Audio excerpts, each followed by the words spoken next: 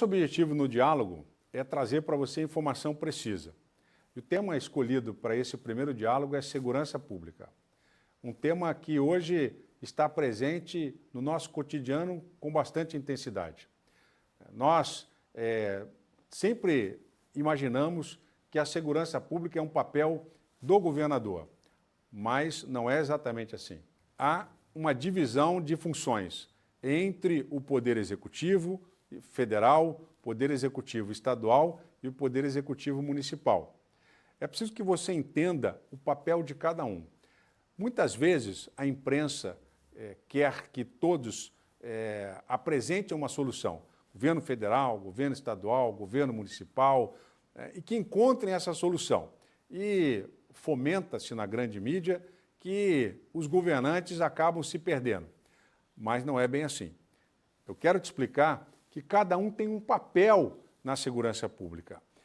O papel do governo federal é fundamental para que não se sobrecarregue os governos estaduais. O papel do governador é muito importante para que em cada município tenha a tranquilidade para o cidadão caminhar nas ruas. Mas hoje, o nosso país vive um completo desastre na segurança pública. Há muito tempo que não se consegue entender o papel do governo federal.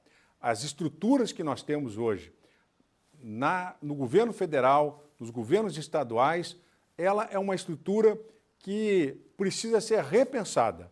É uma estrutura que hoje não atende aos fins a que se destina. E o que nós temos visto nos estados da nossa federação é uma violência sem precedentes. Homicídios, roubos, estupros, atentados a prédios públicos, e tudo isso tem uma origem.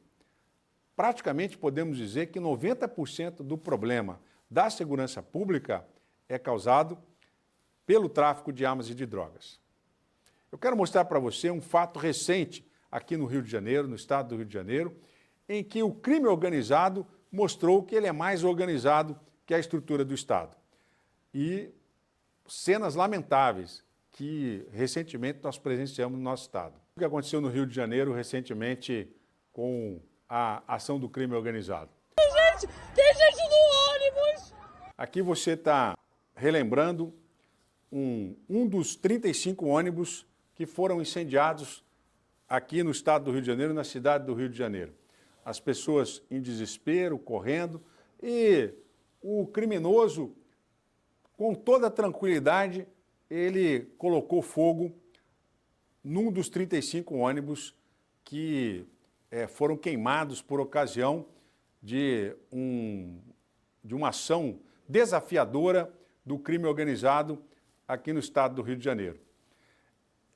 Os governadores hoje estão sobrecarregados com o combate ao tráfico de armas e de drogas. No estado do Rio de Janeiro, em 2019, você vai ver aqui uma imagem que em 2019 foi chocante, uma apreensão que foi feita pela Polícia Civil e Polícia Militar em conjunto no estado do Rio de Janeiro com armas de guerra. Foi uma das maiores apreensões de fuzis e drogas na comunidade da Maré.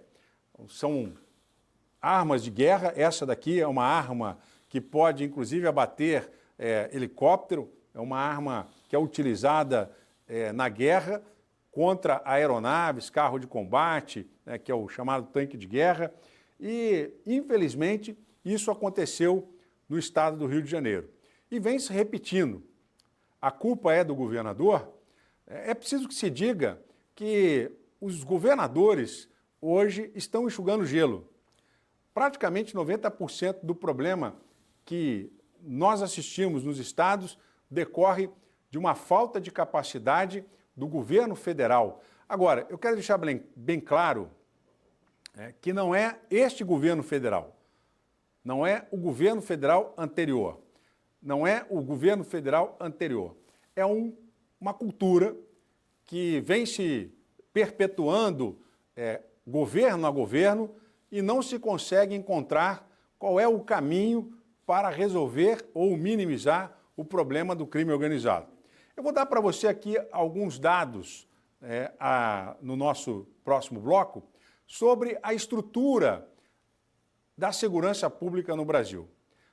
É preciso que você entenda que há uma estrutura complexa de segurança pública no Brasil que envolve o governo federal, o governo estadual, até mesmo os municípios, e o efetivo dessas as estruturas policiais, e nós vamos ver também a quantidade de processos que existem hoje na Justiça Federal, na Justiça Estadual, quais são os tipos de processos que existem, e eu quero mostrar para você que tem uma solução. Esta não é uma fórmula simples. Haverá uma mudança de cultura, haverá, evidentemente, questionamentos, por isso que este é o diálogo. É através do diálogo que nós vamos construir novas ideias, mas eu tenho certeza que aqui a informação será precisa, com dados, com informações de fontes fidedignas, para que nós possamos chegar a alguma conclusão. Aqui não tem achismo, aqui tem informação precisa, para que a gente possa minimamente ter a consciência daquilo que nós precisamos. Convido você para entender a estrutura das nossas polícias federal, a Polícia Civil, Polícia Militar, Polícia Rodoviária Federal e o que significa GLO e também o que significa a Guarda Nacional. E a solução que nós podemos apresentar para que nós melhoremos o desempenho. E você está convidado para o diálogo. Vamos lá, no próximo bloco, vamos entender a estrutura da segurança pública no Brasil.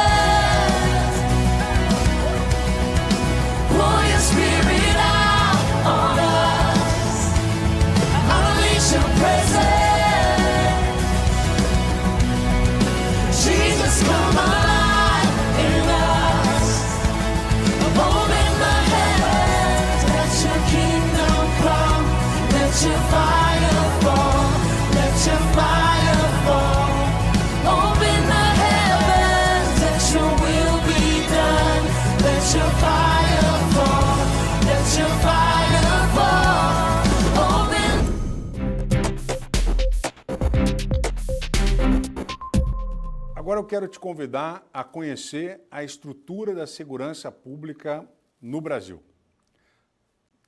Para que toda essa estrutura aconteça, a segurança pública, é importante que você saiba que a missão da segurança pública ela pode ser sintetizada em duas palavras: prevenção e repressão.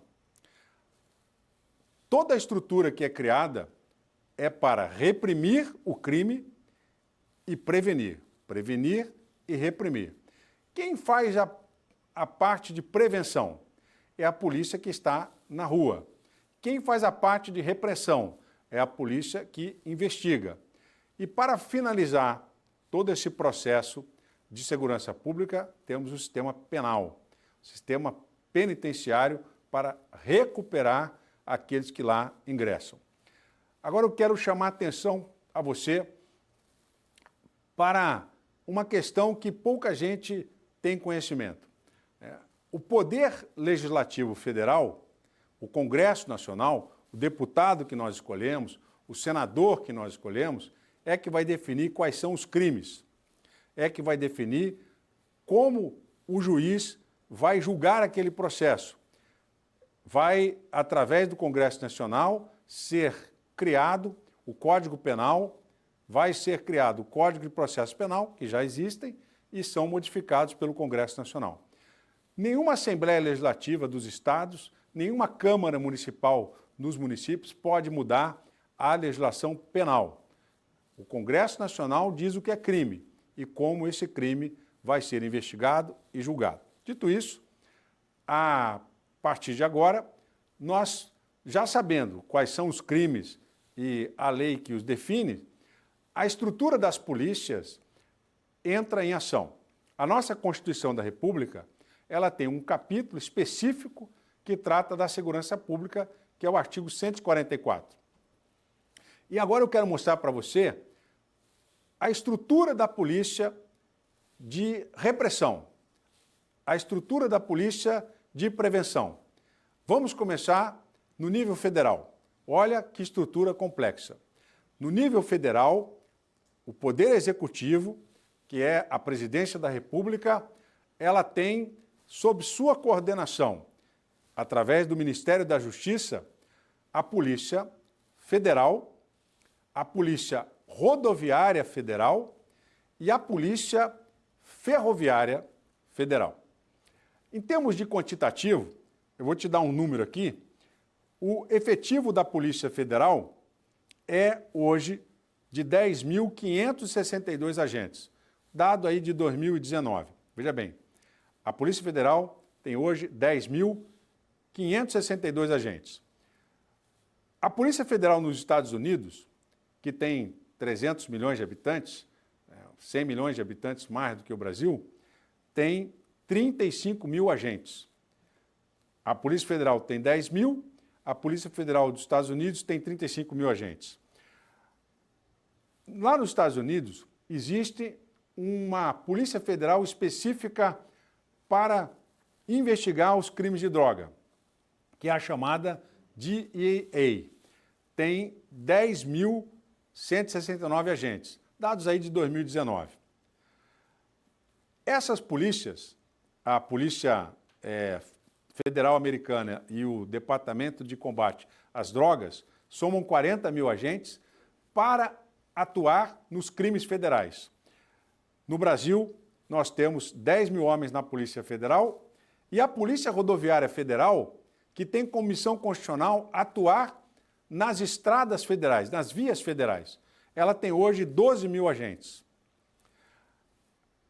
A Polícia Rodoviária Federal, para atuar nas vias férreas, tem 1.200 agentes. Para aqui e pensa comigo. A Polícia Federal, ela tem um comando. A Polícia Rodoviária Federal tem outro comando. Elas exercem funções parecidas com a Polícia Civil e a Polícia Militar. A Polícia Rodoviária Federal seria uma espécie de polícia militar das vias terrestres federais. Ela não atua nas vias estaduais. Já a Polícia Federal é a polícia de investigação. Mas a Polícia Federal também exerce uma atividade de prevenção nas fronteiras, nos aeroportos e nos portos. É aí que começa o problema. A complexidade da divisão de atividades de cada uma dessas corporações cria um sem número de discussões sobre atribuição e competência de investigação. A Polícia Federal, ela faz um trabalho de prevenção ao crime nas fronteiras. Crime de contrabando, crime de descaminho, o crime de tráfico de armas e de drogas nos aeroportos, nos portos, nas fronteiras, com apenas 10 mil homens. A Receita Federal tem em torno de 16 mil auditores, que também faz esse trabalho. Vê se você vai entender agora quando eu mostrar para você o quadro de processos criminais que existe no Brasil. Esse é um verdadeiro manicômio que não funciona, não está funcionando. Os processos criminais no Brasil hoje, a atuação da Polícia Federal, a atuação da Polícia Rodoviária Federal, no modelo que está hoje na Constituição, infelizmente foi feito para não funcionar. Se intencionalmente ou não, não cabe aqui esse tipo de avaliação. Mas foi feito para não funcionar. Vamos lá, olha esse quadro aqui. A Polícia Federal tem 10 mil homens. Ela hoje tem em andamento na Justiça Federal 21 mil processos. Veja bem, 21 mil processos de contrabando e descaminho. Esses processos todos poderiam ser hoje investigados pela Receita Federal. Hoje, por acaso, na data de hoje, né, está sendo realizada uma operação em conjunto da Polícia Federal com a Receita Federal de contrabando e descaminho de cigarro. Com todo respeito, neste momento não é um papel da Polícia Federal. E está aberto aqui o diálogo, a Associação dos Delegados da Polícia Federal, está aberto o diálogo, a Associação dos Policiais Federais. Pode vir aqui, vamos conversar, porque no meu ponto de vista, eu passei quase 20 anos na Justiça Federal como juiz. Os meios que nós temos hoje, nós precisamos redirecionar para o problema principal, que é o tráfico de armas e de drogas. Se nós não resolvermos o problema de tráfico de armas e de drogas, este tipo de organização criminosa vai tomar conta do Brasil. Este problema de descaminho é um problema da Receita Federal. Hoje a Polícia Federal não tem que se envolver com esse tipo de coisa. E é uma visão que eu tenho da minha experiência como juiz federal e a experiência que eu tive como governador. Veja, estelionato contra a Caixa Econômica Federal, estelionato contra o INSS, os próprios auditores do INSS podem investigar, eles investigam, eles fazem os inquéritos administrativos, a própria Caixa Econômica faz o inquérito administrativo, a Polícia Federal tem que refazer, é um trabalho em duplicidade que envolve agentes e delegados que poderiam e deveriam estar ocupados com um problema mais grave que hoje nos atinge, que é o crime organizado do tráfico de armas e de drogas. E olha só, né, os crimes contra a ordem tributária, a Receita Federal faz o processo administrativo de lançamento fiscal e manda para o Ministério Público, não tem que passar pela Polícia Federal.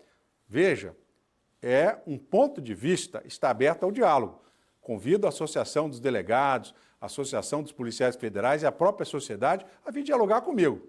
Eu estou demonstrando que não é possível hoje, no atual modelo, que a Polícia Federal continue a investigar fatos que podem ser investigados por outras autoridades que já fazem esse trabalho. É um retrabalho. Crimes de moeda falsa. O Banco Central tem pessoas especializadas para fazer esse tipo de investigação. Né? Não precisa a Polícia Federal ter delegacias, delegados, a movimentar a máquina, que é deficiente. Nós temos que racionalizar os meios que nós temos. Aí vem tráfico de drogas. Veja, 5 mil. O principal problema hoje no Brasil do crime organizado é o tráfico de armas e de drogas. E nós temos 21 mil processos de descaminho, que é um crime que, evidentemente, tem que ser combatido, mas a Receita Federal pode fazer isso, enquanto que o crime de tráfico de drogas tem 5 mil processos. Aí aqui abaixo aparece mais um crime da lei de licitações, por exemplo. Nós temos o Tribunal de Contas que faz a investigação. Né? O professor Gilson está aqui conosco, que é procurador do município. Por que a Polícia Civil tem que fazer inquérito de licitação se o Tribunal de Contas, né, professor Gilson, já faz esse trabalho? Nós estamos num país que tem recursos reduzidos e nós temos instituições que estão fazendo 2, 3 vezes a mesma coisa. E o problema mais grave não está sendo resolvido. Esta cultura precisa acabar, é isso que precisa ser modificado. E no quadro seguinte, nós vamos ver o impacto do tráfico de drogas na na Polícia Civil e no Poder Judiciário. Vamos lá, bota o próximo quadro aí. Veja bem, olha aqui. A quantidade de policiais civis no Brasil é muito inferior ao que nós precisaríamos. Hoje, em todos os 27 estados da federação, nós temos aí um dado de que efetivo da Polícia Civil todo dá 94 mil policiais. Para 27 estados da federação, 94 mil policiais. E dados do CNJ mostram que crime de ameaça, veja, crime de ameaça, que é de menor potencial ofensivo, sujeito à representação, não é um crime de ação penal pública incondicionada, né, que o Ministério Público vai de imediato, é um crime que tem 787 mil ações penais no Brasil. Isso, a Polícia Civil não tem que se envolver. Quem tem que fazer a denúncia do crime de ameaça é o próprio particular. Ele vai, faz a denúncia, ele sofreu ameaça, ele vai e faz a denúncia. Nós precisamos repensar esse modelo em que a advocacia brasileira é pouco empregada. O próprio advogado pode fazer uma investigação civil. A OAB já autoriza isso, professor Gilson. A investigação civil pelos advogados. Eu sou o defensor de que a advocacia precisa ser empoderada no Brasil. É preciso que os advogados e advogadas tenham condições de fazer uma investigação como crime de ameaça. A Polícia Civil não tem que fazer isso. Com todo respeito aos policiais civis, aos mais de 90 mil policiais civis, eles precisam ser direcionados para aquilo que efetivamente a Polícia Civil pode contribuir para a sociedade. Vamos lá? Olha aqui, violência doméstica. Isso é grave. A violência doméstica é muito grave. A Polícia Civil pode efetivamente atuar na violência doméstica se ela não tiver que se preocupar com crime de ameaça, porque eu defendo que o crime de ameaça tem que ser investigado, mas pode ser pelo próprio advogado. É preciso que nós descentralizemos, é preciso abrir a nossa mente, porque os recursos são poucos e os problemas são muitos. Veja bem, o crime de tráfico de drogas impacta na Justiça Estadual. Veja bem, se a Polícia Federal, na Constituição, é a responsável por investigar os crimes de droga e de tráfico de armas, nós temos 5 mil processos na Justiça Federal envolvendo tráfico de droga. Na Justiça Estadual do Brasil tem 400 mil. Por isso que nós estamos perdendo para o crime organizado. Porque a Polícia Civil não tem estrutura para investigar o crime internacional. E a Polícia Federal não consegue chegar nessas ações penais e não consegue identificar a formação do crime organizado. Então, meus amigos, minhas amigas, está tudo errado. Não está funcionando. Eu falo isso porque não está funcionando. O crime organizado está vencendo o Estado brasileiro. Por quê? Entra governo e sai governo, não se consegue entender que o problema está na investigação do governo federal.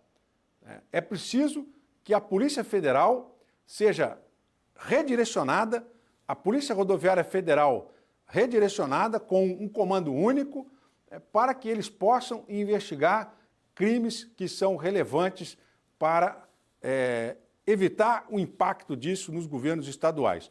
Então, veja bem, esses crimes de drogas dos governos estaduais são crimes que não começaram aqui no estado do Rio de Janeiro, no Espírito Santo, no Rio Grande do Sul. Esses crimes de droga, eles têm uma relação internacional. Os estados não produzem droga, os estados não produzem armas. Isso vem das fronteiras. Agora, uma fronteira como a nossa, de 8 mil quilômetros, e uma Polícia Federal com 10 mil homens, infelizmente, não conseguirá resolver esse problema. Então, a minha proposta, a nossa visão é que vários crimes que hoje estão na atribuição da Polícia Federal podem ser feitos pelas outras instituições, como a Receita Federal, a Auditoria do INSS, os Tribunais de Contas, o Banco Central, as agências nacionais, e deixar a Polícia Federal ser aparelhada, estruturada para combater principalmente o crime de tráfico de armas e de drogas, que é isso que está destruindo a sociedade brasileira. No próximo bloco, eu vou comentar com você sobre essa ideia, né, a meu ver, equivocada, do Plano Nacional de Combate às Organizações Criminosas. Como o Rio de Janeiro está incendiado, em chamas, como o estado da Bahia está com graves problemas, o estado de Pernambuco, os índices de homicídio estão elevadíssimos e do início do ano para cá, por alguma razão, nós vimos o crime crescendo assustadoramente. Aí o governo federal resolveu se mexer, né? Criou um plano de combate às organizações criminosas. E é isso que nós vamos conversar no próximo bloco. Te convido a dialogar comigo sobre o Plano Nacional de Combate às Organizações Criminosas, que não vai combater nada, mas eu vou te mostrar.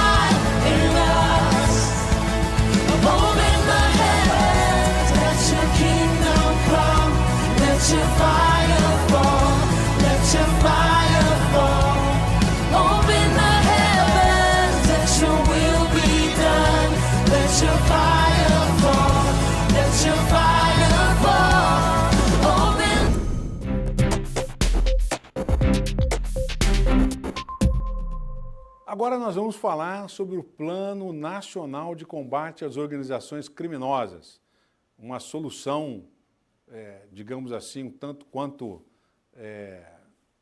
estranha, né, para que, num momento como esse, se imagine que vai enfrentar o crime organizado, né, com dinheiro. Não adianta querer colocar 900 milhões, 1 bilhão. É preciso repensar a estrutura organizacional. Hoje, da forma como nós estamos, nós não vamos chegar a lugar nenhum. A Polícia Federal sobrecarregada, a Polícia Rodoviária Federal poderia fazer mais do que está fazendo, porque ela só atua na prevenção, não atua na investigação. Nós temos uma Polícia Civil sobrecarregada com um crime que não deveria chegar nas polícias civis, que é o tráfico de armas e de drogas, e nós temos duas justiças que julgam separadamente o tráfico de armas e de drogas nos estados e o tráfico de armas e de drogas na União, quando tem indício de transnacionalidade. Toda droga é produzida fora do Brasil. O Brasil não produz droga, a droga vem da Colômbia, vem do Peru, vem do México, até de outro continente, e os estados, com as suas polícias civis, ficam sobrecarregados. E ainda tem a estrutura da Guarda Nacional, né, que recentemente, para poder ajudar o governo do estado do Rio de Janeiro, se decretou a garantia da lei da ordem, a GLO, colocando militares nos portos e aeroportos, para ajudar a Polícia Federal. Uma solução que já de antemão se mostra insuficiente e equivocada. Quem conhece os portos, aeroportos, as fronteiras, é a Receita Federal. A Polícia Federal, ela hoje está fazendo a mesma coisa que a Receita Federal pode fazer. É simplesmente arrumar a casa para que cada um faça aquilo que é mais capacitado para fazer. E a garantia da lei e da ordem é uma forma de se fazer uma política publicitária, digamos assim, que o governo federal vai no Estado e coloca a Guarda Nacional. Se fosse para fazer de verdade, a Guarda Nacional não podia ter esse efetivo que ela tem de 1.200 homens. Eu entendo que a Guarda Nacional tem que ter no mínimo 50 mil homens. A Guarda Nacional ela tem que ter um efetivo que, ao ser levado para o Estado, ele seja impactante, mas não pode ser de agentes que não tenham capacidade para entender o que é policiamento. A polícia de prevenção é o que a Guarda Nacional pode fazer. Nos Estados Unidos, quando teve a posse do atual presidente, a Guarda Nacional colocou 50 mil homens em Washington, 30, 50 mil homens em Washington. E a Guarda Nacional nos Estados Unidos tem 60 mil homens. Aqui no Brasil tem 1.200 homens à Força Nacional. Então, este é um problema que tem que ser resolvido. A Guarda Nacional ela tem que ter pelo menos 50 mil homens, para que ela tenha efetividade quando for empregada. Mandar 300 homens para o Rio de Janeiro, quando a Polícia Militar no Rio de Janeiro tem um déficit de 20 mil homens, é simplesmente querer enganar a população para dizer que está fazendo alguma coisa. E, a meu ver, este programa federal do combate às organizações criminosas foi uma forma de dar uma resposta, mas que, no meu ponto de vista, não será suficiente. Eu vou mostrar para você. Vamos ver aqui qual é o Programa Nacional de Enfrentamento às Organizações Criminosas. Fortalecimento da segurança nos portos, aeroportos, divisas e aumento da eficiência da justiça criminal. Para aumentar a eficiência da justiça criminal, primeiro, tem que tirar o tráfico de armas e de drogas da competência da Justiça Estadual e passar para a Justiça Federal. Esse é o primeiro ponto. As polícias estaduais já estão sobrecarregadas com crimes de roubo, que alimenta o crime de tráfico, com o crime de furto, que alimenta o crime de tráfico, e os crimes que tiram o sono da sociedade, que são os crimes de violência doméstica, acabam tendo uma pouca capacidade de repressão pela Polícia Civil. E as polícias civis estão esgotadas, estão completamente sem recursos, sem homens, para fazer frente a esse equivocado modelo que nós temos de repressão ao crime organizado, especialmente de armas e de drogas, que é o grande problema do Brasil hoje. Fortalecer portos e aeroportos é fortalecer a Receita Federal, é fortalecer quem conhece e que tem expertise para poder fiscalizar containers, fiscalizar os aviões, fiscalizar a carga que chega. Quem controla isso é a Receita Federal. Então é preciso que a Receita Federal seja capacitada. Hoje tem um déficit na Receita Federal de mais de 20 mil agentes. Agora, não adianta aumentar a Polícia Federal, aumentar a Receita Federal e eles fazerem a mesma coisa, né? Isso é burrice. E nós estamos assistindo ano a ano esse tipo de coisa acontecer. Então, o que é o Programa Nacional de Enfrentamento às Organizações Criminosas? É um conjunto de ações com o objetivo de viabilizar a visão sistêmica das organizações. Você falou e não disse nada, né? Além de valorizar os recursos humanos das instituições de segurança pública, fortalecer a investigação criminal. Mas fortalecer a investigação criminal como? Se hoje você tem a Polícia Federal, a Polícia Rodoviária Federal, a Polícia Civil, ambas fazendo coisas simultâneas, desconexas, e isso não vai ser resolvido se for mantida essa estrutura. Não adianta, isso não vai funcionar. E não adianta dizer que vai botar 900 milhões, que não vai colocar. E ainda que coloque, não vai resolver, vai jogar o dinheiro fora. Quem participa da integração institucional e informacional, aumento da eficiência dos órgãos policiais, portos, aeroportos, fronteiras e divisas, aumento da eficiência do sistema de justiça criminal, cooperação entre os entes visando enfrentar os problemas estruturais. Essa cooperação nunca vai existir, porque a Polícia Civil, ela não tem a mesma expertise da Polícia Federal. O crime de tráfico de armas e de drogas, ele é um crime que é transnacional e sobrecarrega a Polícia Civil, sobrecarrega a Polícia Federal e não se encontra uma solução. E, por fim, quem participa aqui, Senasp, Senajus, Senad, né, Senapem, ou seja, todos esses órgãos aqui são órgãos que estão ali para planejar, de certa forma, como vai ser o enfrentamento às organizações criminosas. E dentro desses objetivos, né, eu tive o cuidado de ler, né, um dos objetivos aqui do plano. Serão enviados 300 agentes e 50 viaturas para o Rio de Janeiro. A PRF atuará com 270. Eu quero dizer que o déficit no Rio de Janeiro é de 30 mil policiais. Para resolver o problema da segurança pública no Rio de Janeiro, tem que colocar 30 mil policiais aqui.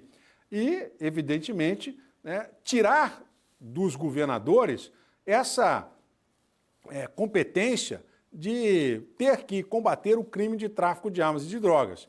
Essa é uma atribuição do governo federal, que o governo federal assuma essa responsabilidade e que direcione a Polícia Federal para fazer o trabalho que ela sabe fazer melhor, que é investigar os crimes transnacionais. E com os recursos que nós temos, com a dificuldade que nós temos hoje de estrutura de recursos humanos, nós precisamos racionalizar. É isso que ninguém entendeu.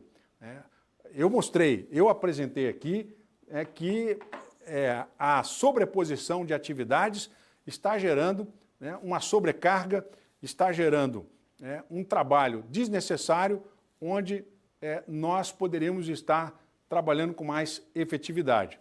E é por essa razão que esse Plano Nacional de Enfrentamento às Organizações Criminosas não vai funcionar. Não que eu esteja aqui desejando que ele não funcione, mas eu estou dizendo que ele não vai funcionar. Enquanto nós tivermos uma Polícia Federal sem o empoderamento necessário para fazer o trabalho de combate ao crime organizado, de tráfico de armas e de drogas e ter capacidade de fazer o patrulhamento das fronteiras. Veja, nós temos fronteiras secas com países como Bolívia, Peru, o Chile, Bolívia, Peru, a Colômbia, né? O Chile não faz fronteira com o Brasil, e temos problemas gravíssimos com a nossa fronteira molhada, que são 8 mil quilômetros de fronteira, que a Polícia Federal é a responsável por fazer essa fiscalização, essa prevenção, e não consegue. Então, com os recursos que nós temos hoje, a solução é a Polícia Federal ser direcionada para fazer aquilo que ela mais precisa fazer. E a Polícia Rodoviária Federal, do meu ponto de vista, tem que estar junto, no mesmo comando com a Polícia Federal. E está aberto o diálogo, não sou dono da razão, mas eu convido vocês a virem aqui debater comigo, a dialogar comigo sobre essa visão que eu tenho de que Polícia Rodoviária Federal, Polícia Federal tem que ser uma polícia única. E quem tem que cuidar de crimes fazendários é a própria Receita Federal.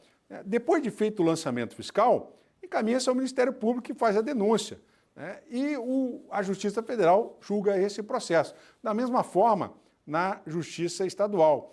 Crimes envolvendo licitação, improbidade administrativa, tudo isso os tribunais de contas têm capacidade para poder fazer e fazer muito melhor do que uma delegacia cujos delegados são passantes ali por aquela delegacia, não têm expertise, acabam sendo envolvidos ali num tipo de investigação que eles não têm a expertise. Então, veja, todas essas minhas críticas, elas estão sujeitas ao diálogo. Eu sei que muitas vezes a polícia quer dar conta de tudo, mas para dar conta de tudo, a Polícia Civil do Rio de Janeiro precisa de mais 20 mil homens.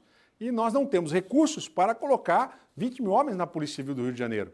As polícias civis no Brasil têm 90 mil homens, precisaria ter 180 mil. A Polícia Militar hoje tem em torno de 400 mil homens, 390, 400 mil homens, quando, pela regra da ONU, nós devemos ter mais de 700 a 800 mil policiais nas ruas para fazer a prevenção.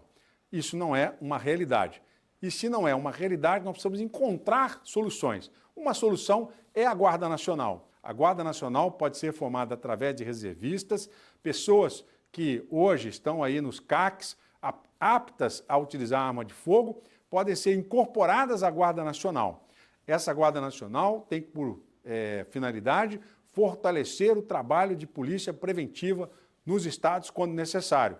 No Rio de Janeiro, por exemplo, naquela situação da queima dos ônibus, nós teríamos que mandar para cá 20, 30 mil policiais da Guarda Nacional. Aí sim, nós veríamos uma efetividade e, evidentemente, que não resolveria o problema, porque o problema está na origem, que é a investigação do tráfico de armas e de drogas. Então, eu acho que a iniciativa enfim, é uma resposta, mas não vai funcionar.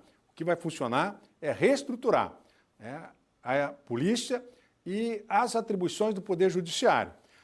Na Justiça Federal é que se deve julgar crime de droga, é que se deve julgar e investigar o crime de droga. Não importa se a droga não tem, naquele momento, origem internacional. Essa divisão, e aí fica aberto também aos juízes federais esse debate, esse diálogo, porque eu pertenci à Justiça Federal por quase 20 anos.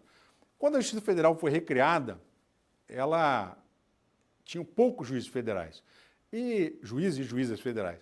E se criou uma jurisprudência de que só se julgaria na Justiça Federal os crimes de tráfico que tivessem ali especificamente uma origem internacional.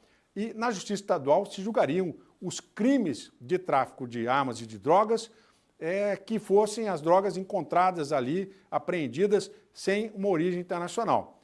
Criou-se uma ficção, porque na verdade toda droga é de origem internacional, toda arma é de origem internacional e a Polícia Federal deveria investigar e a Justiça Federal deveria julgar. Criou-se essa divisão da jurisprudência para não, vamos dizer assim, impactar demais a Justiça Federal. E o resultado é impactar demais a Justiça Estadual, porque está fácil para o crime organizado traficar droga. São bilhões de reais que hoje transitam pelas contas bancárias com lavagem de dinheiro. E não há repressão para esse tipo de crime. Alguma coisa precisa ser feita. E não é dessa forma. Eu discordo veementemente deste programa e estou aberto ao diálogo para que nós possamos encontrar soluções para o nosso país. O problema da segurança pública começa no tráfico de armas e de drogas. E essas organizações criminosas estão cada vez mais fortalecidas.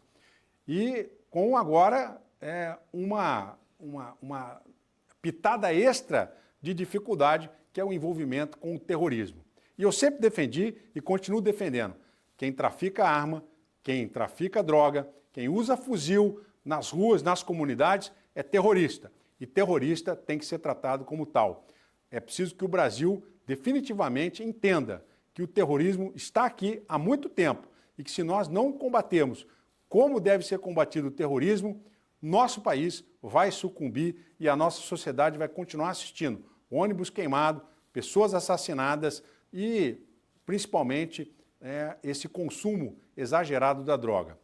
Eu hoje convidei o professor Gilson Dias, que é procurador do município de Niterói e que há 15 anos trabalha como procurador e que certamente vai contribuir com o nosso debate agora no último bloco do diálogo sobre o papel do município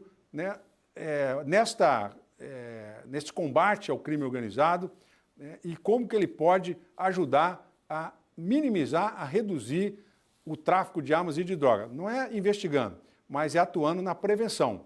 Quanto menos dependentes, quanto menos pessoas nós tivermos dependentes da droga, melhor será. E nós vamos conversar com ele. Será que os municípios estão preparados para isso? Será que eles vêm desenvolvendo? Porque nas próximas eleições você vai ter que escolher um prefeito e um vereador que minimamente te diga o que você vai fazer para ajudar na repressão, prevenção ao uso de drogas. Isso que nós queremos saber dos próximos prefeitos, dos próximos vereadores. Agora, no próximo bloco, professor Gilson Dias.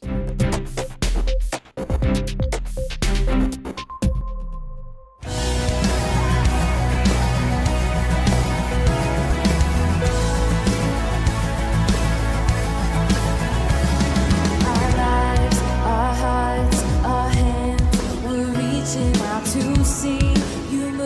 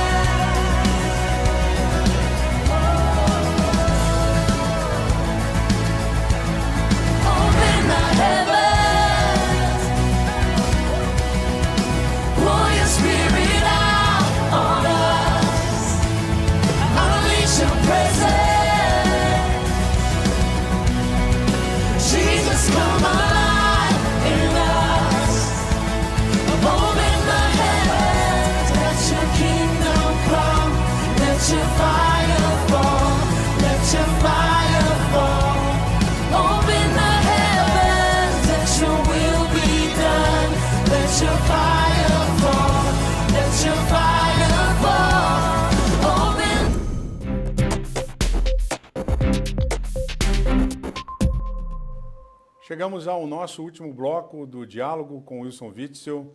O tema de hoje é segurança pública e aqui conosco nos estúdios da Rede Ágatos está o professor Gilson Dias, procurador do município de Niterói, estudioso da ciência política, mestre em direito eleitoral e começou a fazer este ano um curso online para candidatos a prefeito e a vereador.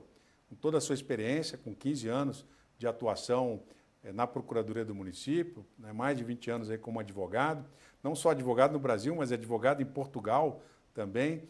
O professor Gilson, ele é escritor de um livro de direito eleitoral, foi lançado na Universidade de Coimbra também, e tem uma experiência extremamente importante com o município de Niterói, que é uma cidade aqui do estado do Rio de Janeiro, que tem por volta de 500 mil habitantes e que tem graves problemas na área da segurança. Fizemos, durante o nosso governo, um programa de segurança presente no município de Niterói. Responsabilidade do Estado em parceria com o município.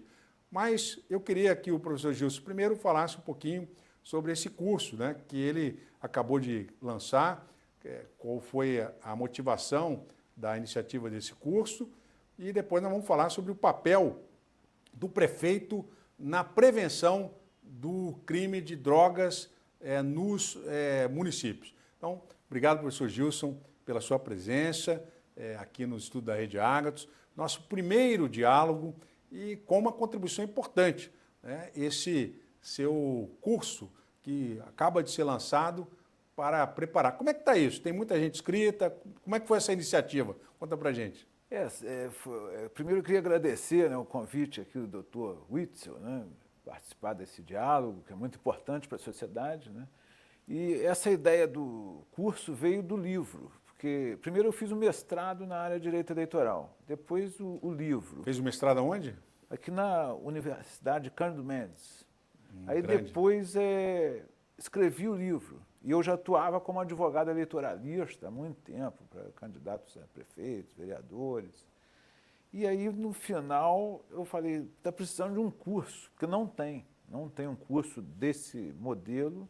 O que a gente vê é muito curso de marketing político, Isso. curso de contabilidade eleitoral, um curso que prepara o candidato, a candidatura no âmbito político, porque eu sou cientista político também, e no âmbito jurídico, em conjunto, não tem. Então, começou a atrair pré-candidatos a prefeitos e vereadores de todos os estados brasileiros e de todos os partidos políticos. Quer dizer, vários estados hoje brasileiros, candidatos a prefeito e vereadores, estão matriculados no curso.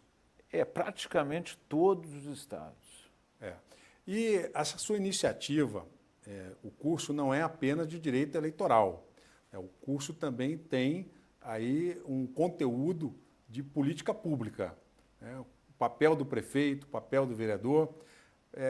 Estava me contando aqui recentemente que durante um período que você foi candidato, inclusive, a presidente de forma independente, né? Era aquela proposta de ser candidato a presidente de forma independente, você tomou conhecimento que uma Câmara de Vereadores resolveu assim, revogar o artigo 5º da Constituição. Foi isso mesmo. Realmente assim, um absurdo, né? A falta de conhecimento que eu achei dos vereadores, né? Que eu tenho que falar o município para não prejudicar a imagem do federalismo brasileiro. Mas, por exemplo, eu percebi que prefeitos e vereadores em várias partes do Brasil, eles não são preparados para o exercício do cargo, porque eles não sabem a distribuição, a repartição de competências entre a União, estados e municípios. O município é para resolver assunto de interesse local, a União de interesse geral e o estado de interesse regional. E o que esses vereadores queriam? Eles queriam mudar a Constituição Federal, quer dizer, um negócio completamente de âmbito nacional, que foge completamente à competência de um vereador. Então, eu já falo que o vereador não pode mudar a Constituição Federal, pelo amor de Deus. Né? Mas isso é realmente um ponto muito importante. Eu fui governador do estado do Rio de Janeiro e muitas iniciativas dos deputados são louváveis, mas extrapolam muitas vezes, o limite do papel do governo do Estado. E atingem, né, políticas públicas que devem ser desenvolvidas pelo governo federal. E uma questão também interessante que nós temos que trabalhar aqui é a prevenção ao tráfico de drogas. E essa prevenção começa não só com a investigação de quem trafica a droga, que é uma atribuição que eu defendo tem que ser exclusiva da Polícia Federal, com todo esse debate que nós temos hoje, mas também dos prefeitos. Lá no seu município, especificamente de Niterói, que é um município que pode servir de exemplo, porque eu tenho certeza que não é só Niterói, é de uma maneira geral. O que o município de Niterói tem feito nas escolas, na sociedade, para prevenir o uso de drogas? O Niterói, né, é um município pequeno, assim, perto do Rio de Janeiro, perto de São Paulo, das capitais. Então, é uma cidade um pouco mais fácil de administrar. O que eu percebi lá em Niterói que foi útil a essa questão de combate, feito pelo prefeito de Niterói anterior e pelo atual também dando continuidade e também em correspondência com o governo estadual e federal, porque tem que ter uma unidade aí de atuação, né? Foi o CISP, né? Um centro de prevenção de segurança pública, CISP. Então, nesse CISP, reúne a Guarda Municipal, Polícia Militar, Polícia Civil, Polícia Federal, ou seja, todos os órgãos de segurança, praticamente, dentro de um centro integrado com câmeras de filmagem e tal. Isso aí é uma forma da prefeitura passar informações para a polícia competente ali para investigar. Por exemplo, se for um tráfico internacional de drogas lá e o CISP fica sabendo daquilo, ele comunica à Polícia Federal. Isso e a própria unidade lá, da inteligência. Né? A própria unidade lá de Niterói, da Polícia Federal, que tem uma delegacia lá, já vai para resolver a coisa da sua competência. A questão é que a Polícia Federal muitas vezes não sabe se é ela que vai ter que investigar ou se é a Polícia Estadual. A informação chega. Agora, como essa informação vai ser trabalhada, aí como nós vimos aí, é um emaranhado de atuações e competências que acaba se perdendo e o crime acaba não sendo reprimido. Mas como é que é a questão da prevenção? O município de Niterói tem ambientes para poder receber aquele que está hoje envolvido na dependência de droga? Porque esse é um papel dos prefeitos. Exatamente. Esse seria o acolhimento social, né? Tem abrigos, né, públicos, como tem em outras regiões brasileiras, outras cidades. E aí vem a questão da nossa opinião, né? Por exemplo, os abrigos, hoje, eles não são ressocializantes. Ou seja, eles não ressocializam aquela pessoa que está com dependência química na rua, ou que está abandonada na rua, o morador de rua. E tem várias espécies de moradores de rua. Tem o dependente químico, tem o abandonado, tem até o morador de rua empregado. Eu fiquei sabendo disso entrevistando ex-moradores de rua, e eles falaram isso, que tem um que escreveu um best-seller até internacionalmente reconhecido. E ele falou, tem o empregado, morador de rua empregado, que é o que não volta para o município de origem para não gastar dinheiro com transporte. Até isso tem. Então, o acolhimento, o abrigo, eu acho que tinha que ter mais funções sociais, por exemplo, presença de médicos, psicólogos, assistentes sociais, para ressocializar a pessoa, até para, de repente, recolocar, como tem lá em Portugal, na Europa. Portugal tem isso, recolocação social, de recolocar a pessoa, ou seja, reincluir socialmente aquela pessoa que está excluída socialmente. Então, o abrigo não pode ser só um depósito. Essa é uma missão do prefeito. É do prefeito. Porque a atenção básica à saúde, segundo a nossa Constituição, é uma atuação necessária, uma política pública do município. Tem que ter orçamento para isso, tem que ter estrutura para isso. Então, uma dica para os nossos próximos candidatos a prefeito, a vereador.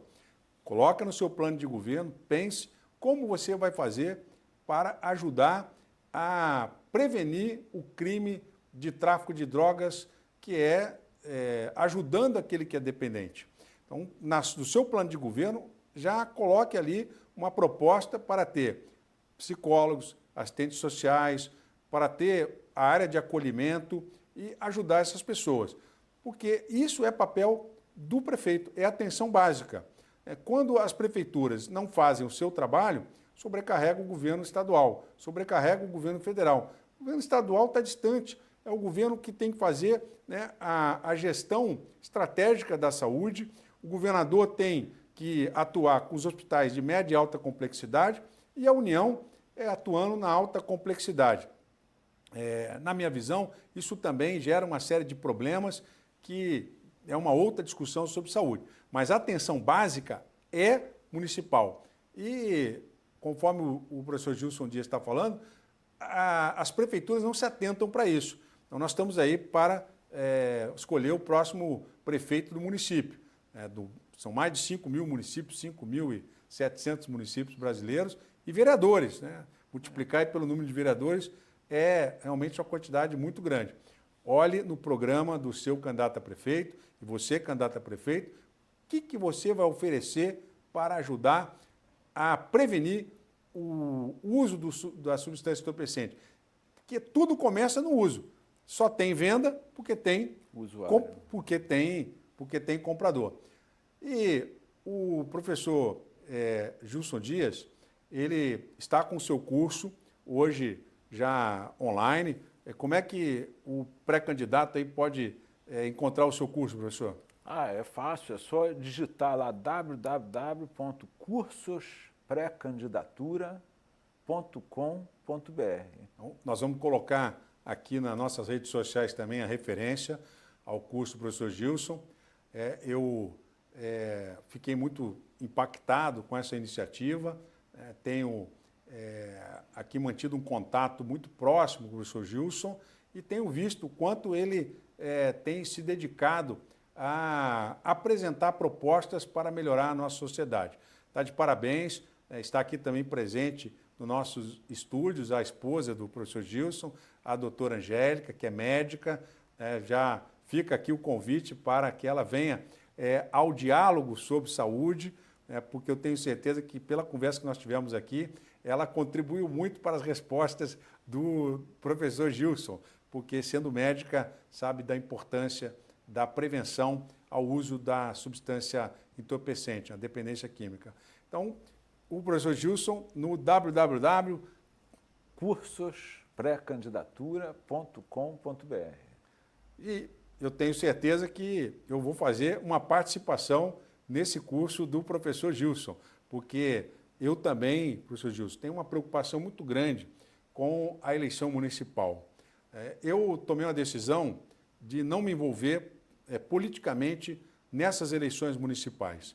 Eu tenho observado que há um intenso debate sobre essas eleições municipais e, muitas vezes, a expectativa do eleitor em relação ao prefeito não corresponde à realidade. Questão da segurança pública. A Guarda Municipal. Qual é o papel da Guarda Municipal, professor Gilson?